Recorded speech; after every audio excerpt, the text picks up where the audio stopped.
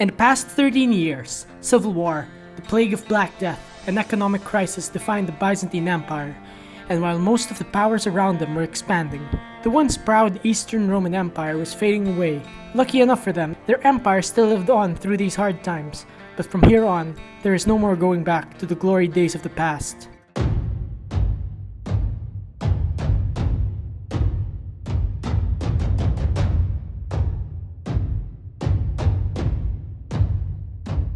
By the time the year 1355 came, the young, soft, and sensitive rightful emperor John V Palaiologos had taken back the throne in Constantinople from his father-in-law Emperor John VI Cantacuzenos,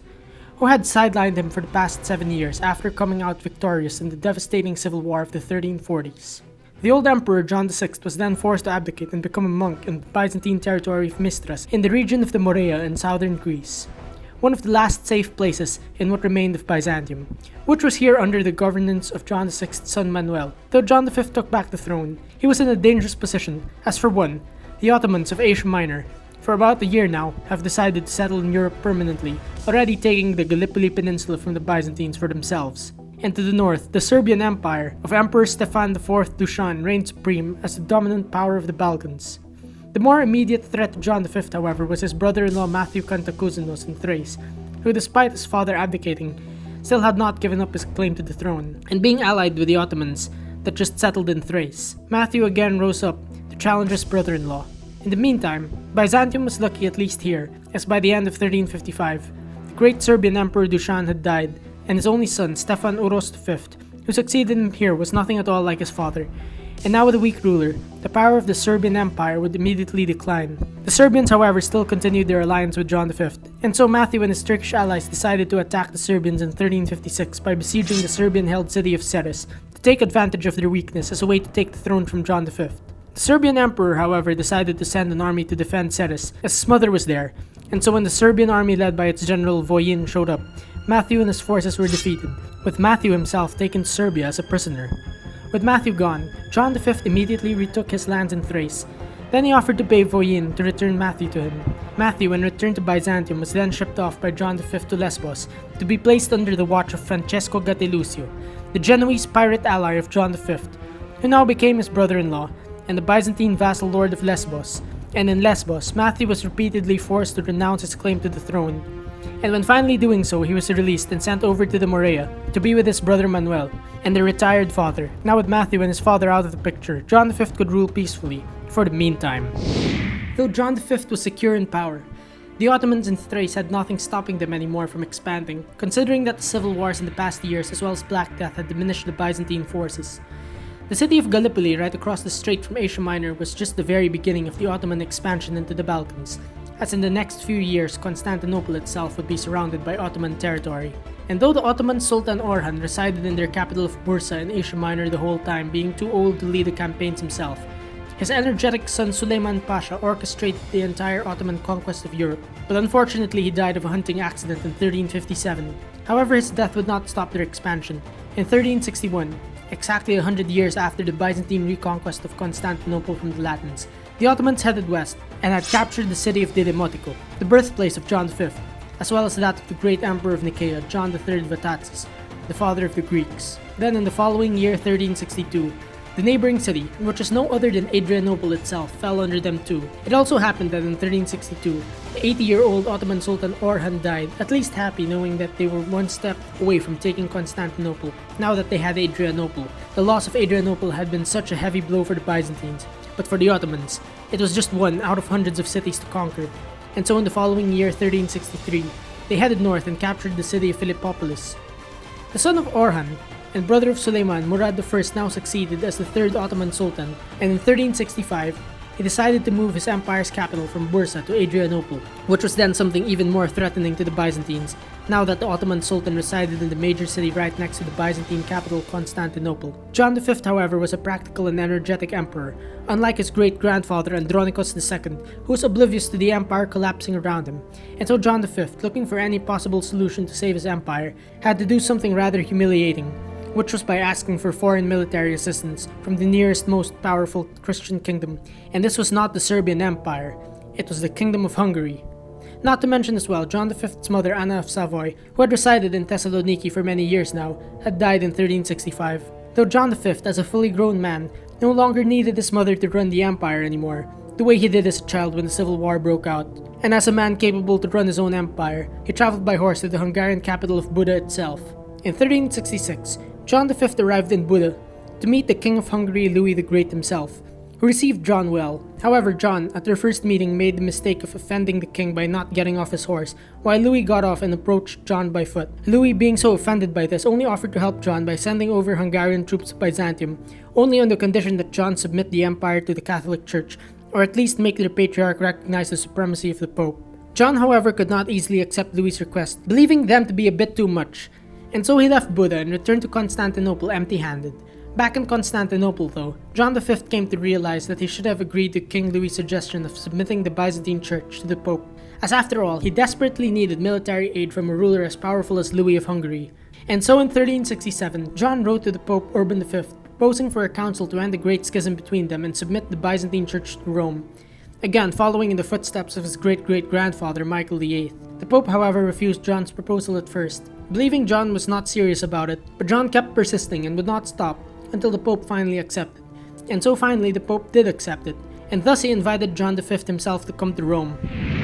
In 1369, John V, joined by his old friend Francesco Gattilusio, traveled by ship from Constantinople to Naples, where they headed to Rome to meet the Pope himself. Following in the footsteps of his late Catholic mother, and finishing off what his great-great-grandfather started, John V personally went to St. Peter's Basilica in Rome, where he bowed down to Pope Urban V, recognizing his supremacy. Not only that, John V here in fact even formally converted to Catholicism. Though it may have seemed that both Eastern and Western churches were united now that the Byzantine Emperor had converted, this church unity true enough never happened, as the church leaders back in Constantinople did not approve of it, even if their emperor did. John V, however, did not travel all the way to Italy to return home empty-handed, and so together with Francesco, they traveled to Venice hoping to gain military support and funds from the Venetians. But things went the other way around there, as rather than providing him the aid he needed, the Venetians held him there as a debtor, only allowing him to leave if he paid off his debts. But the thing is, John did not have any money. The Venetian authorities finally allowed John to leave,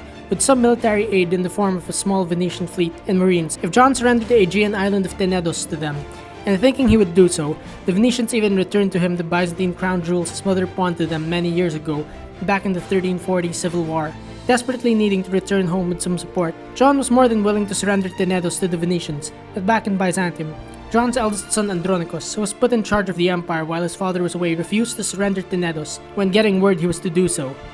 Hearing that the Byzantines would not surrender Tenedos to them, the Venetians decided to no longer provide John the support he needed, also not allowing John to leave until he paid off all his debts. For almost a year now, John had been stranded in Venice, but luckily for him, his second son Manuel,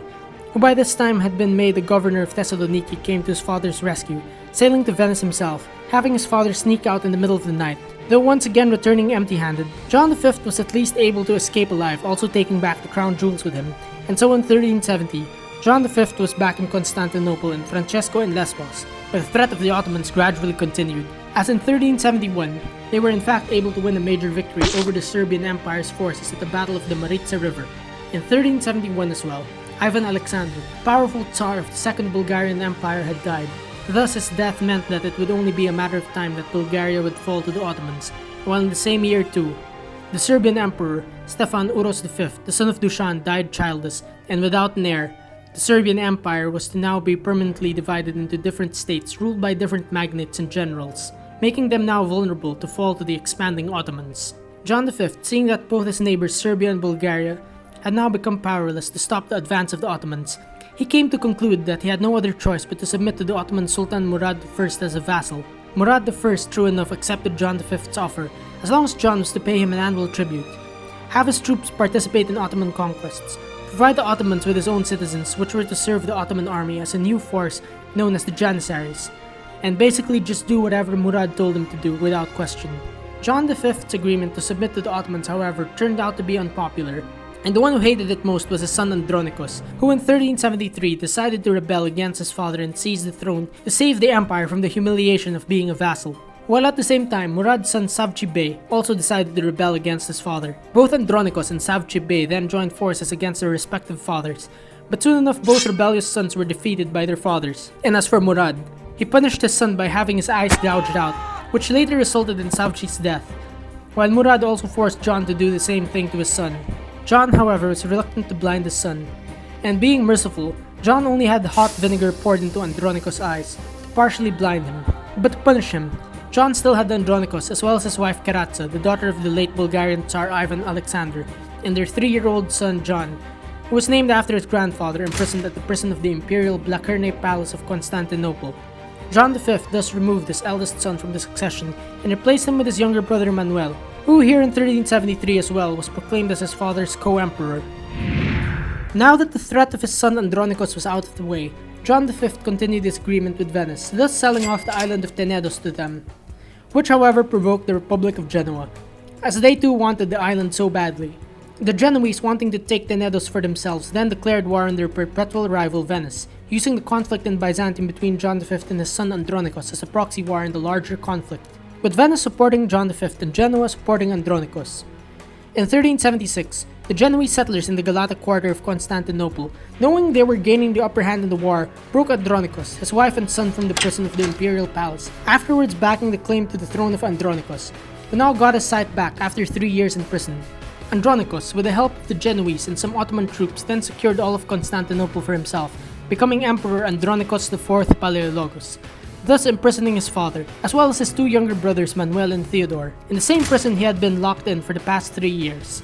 As the new emperor, Andronikos IV crowned his 6-year-old son John as his co-emperor, and in return for the Genoese in helping him seize power, he gave the entire island of Tenedos to Genoa, and formally recognized the Ottomans' holding of Gallipoli. Andronikos IV, however, would turn out to be nothing more than a puppet of the Genoese, but he would continue to rule for the next 3 years, until in 1379, the Ottoman Sultan Murad I, who could not stand Andronikos, who he wanted blinded being in power, helped John V and his 2 other sons escape prison, and when escaped, they fled to Murad's court in Adrianople. And since John V still remained a loyal Ottoman vassal,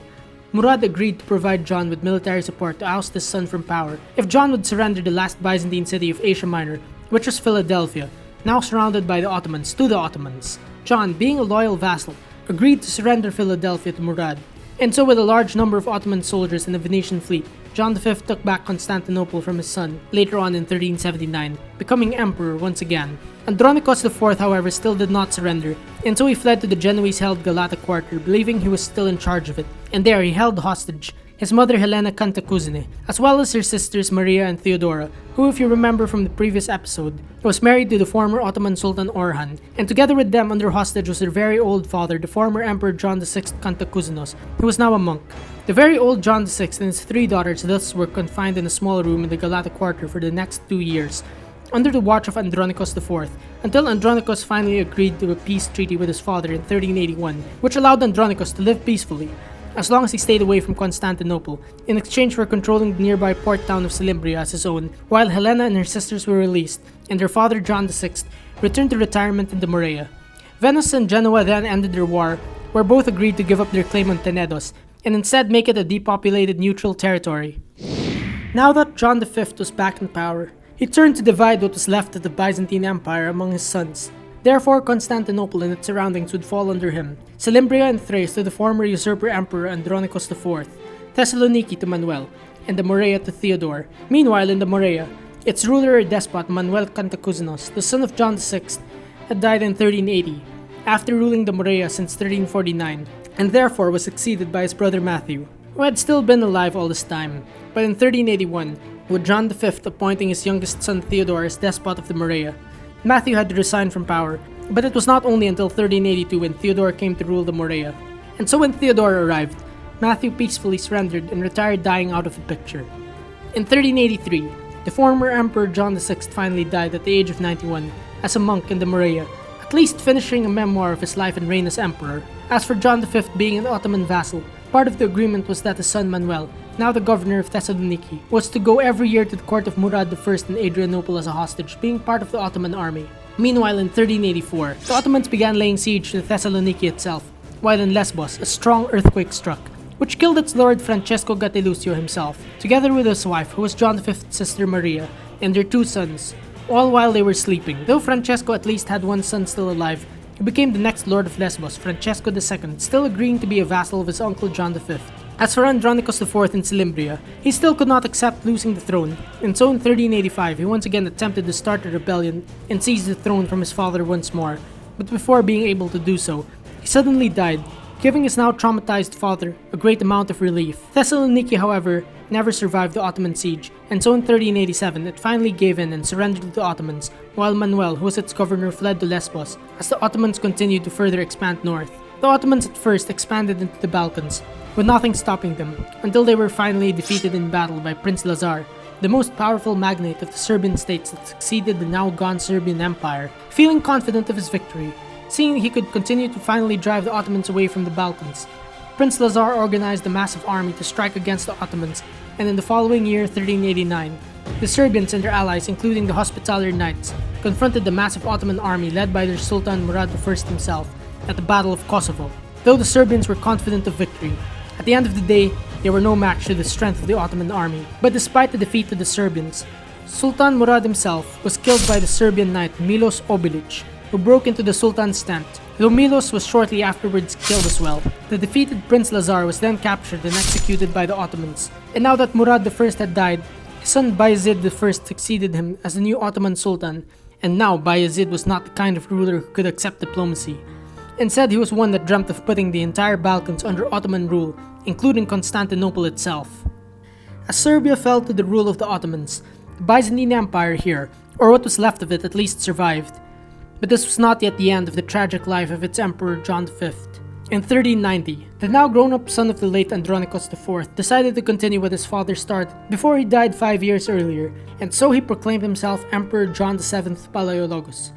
And after traveling to Genoa himself, receiving some military support, as well as getting the backing of the new Ottoman Sultan Bayezid I too, John VII took over Constantinople, ousting his grandfather John V, ironically doing what his great-grandfather Andronikos III did many years ago. John V then lost the throne for the third time, thus fleeing to his son Manuel in Lemnos, but apparently the new Emperor John VII, now calling himself Andronikos, pretending to be his father reborn, was to only stay for 5 months, as by September of 1390, Manuel, after getting support from the Knights of Rhodes, sailed back to Constantinople with his father, taking the city back by surprise. John VII though survived, and returned to his base in Silimbria, where he still did not give up his claim to the throne, while at the same time, Sultan Bayezid was enraged John V returned to power, and so Bayezid demanded that John continue his agreement to have his son Manuel continue to be a hostage and loyal servant at the Ottoman court. Fearing for the survival of his empire, considering that now the Ottomans had a sultan who made capturing Constantinople primary objective, John V sent Manuel back to Bayezid, despite Manuel now strongly objecting to it. Now being able to return to ruling in peace, John V ordered the Golden Gate of Constantinople's land walls be repaired using marble from the damaged churches around the capital. But when completing the renovation, Bayezid was once again enraged, sending John an ultimatum to raise the fortifications he just rebuilt or his son Manuel will be blinded. Not wanting another son gone or unable to rule, John V had no choice but to obey the Sultan's orders, and so he had the walls he just repaired destroyed. Humiliated once more, the 58-year-old John V, no longer able to live a life of humiliation, went to his room in the palace on the night of February 16, 1391, never to come out of it again. On this night, the humiliated John V said goodbye to the world, slipped some poison into his wine, drank it, and fell asleep, and in the morning of the next day, his wife Helena found him dead, at least with a peaceful expression on his face. In the 1,100-year existence of the Byzantine Empire, there would be no other emperor to have such a tragic and unlucky existence than John V Palaiologos, who came to power only as a child with no experience in the world of running empires, who grew up being a major factor of a civil war that brought his empire to its ultimate breaking point, who lost the throne 3 times, who was turned down every time he asked for assistance, and was forced to submit his empire as an Ottoman vassal. Despite all this bad luck and John V's lack of toughness, he at least had the energy to rule and the ability to do all he could to save his empire. But at the end, it was just too late to once again do another great revival campaign like his father Andronikos III did. By John V's death in 1391, Constantinople itself was already surrounded by an Ottoman sea, while the Serbian Empire, once thought to be the main power of the Balkans, was gone. And not too long from now, the Bulgarian Empire too would fall, and eventually Byzantium itself. John V at least died with his empire still alive, but just 2 generations after him, the time will come for the Ottomans to end the existence of the Byzantine Empire. Now don't forget to like this video and subscribe to my channel to see more of the history of Byzantium up to the fall of their empire in 1453, and hit the bell button to be notified.